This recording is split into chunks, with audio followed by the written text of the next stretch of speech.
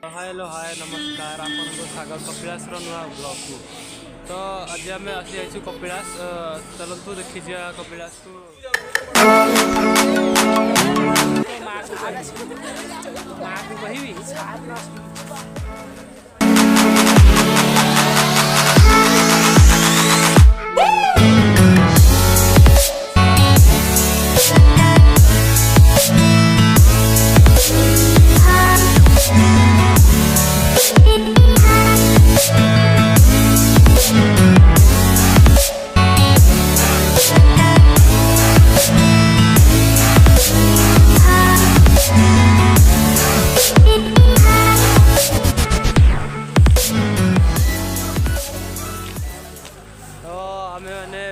कपिलास को चली चली जीवार उद्यम होती।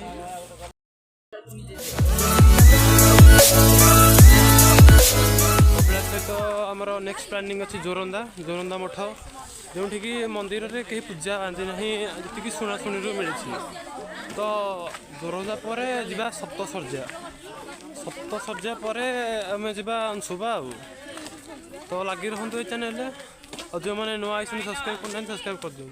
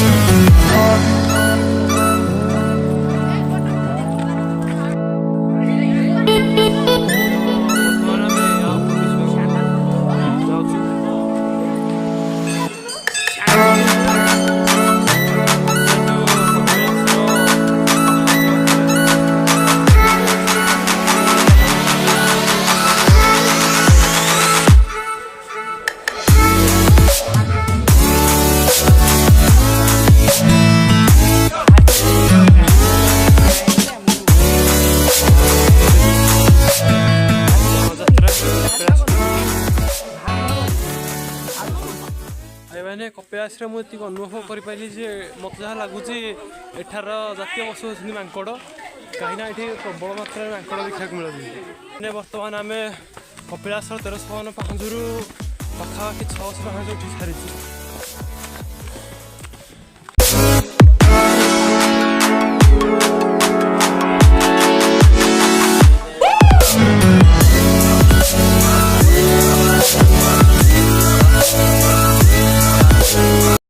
भाई मैंने बर्तमान आम प्रभु शिव कृपारू आम 1352 पाहाच समाप्ति कर सफल होइछु।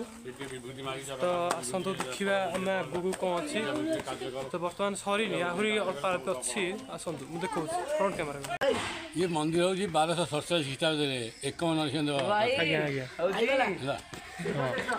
तो भक्त मैंने जो उपासना करके सफल होती कि नहीं जो मानकर मनस्कामना पूर्ण करने चाहूँगी ठाकुर सदा स्नेह भक्ति आदर डाकिले पाइपर बुझिपारे। आज्ञा जे सदा स्नेह आदर भक्ति ठाकुर डाकुची से पाँच कि 1247 ख्रीष्टाब्द 1247 ख्रीष्टाब्द 1247 ख्रीष्टाब्द एकम नरसिंह ये मंदिर तैयारी करते। आपण नाटा सरोज अधिकारी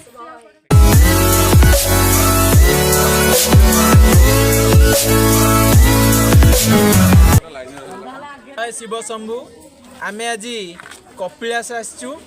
कपिलास पर्वत रे आमर पिला सहित नवम दशम पिला सहित आम कपिलास 1400 पाहाच उठी उठी आसिलु।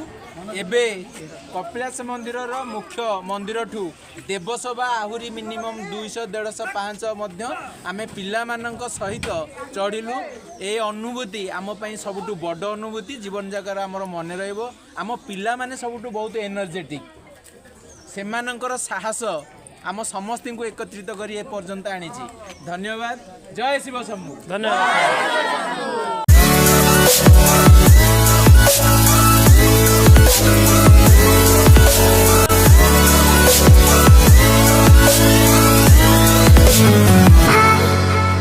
नड़िया गोटे दीप गोटे धूपकाठी गोटे 100 टका।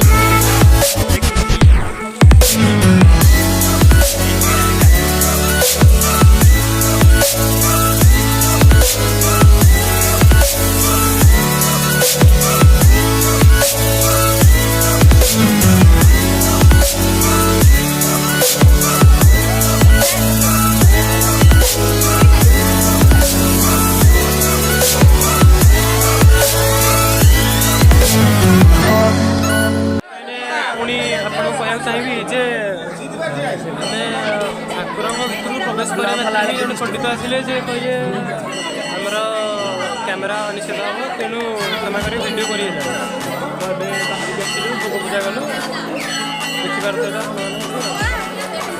ଆସନ୍ତୁ ୟାର ଆମର ନେକ୍ସଟ ପ୍ଲାନିଂ ଯୋଉଟା ଜୋରନ୍ଦା ମଠ ତ ଆପଣ ଜୋରନ୍ଦା ମଠକୁ ବୁଲିବାକୁ ଯିବା ଏଠି ରହିଲି ଆପଣଙ୍କୁ ନମସ୍କାର। बोला से महाकाल महाराज की जय।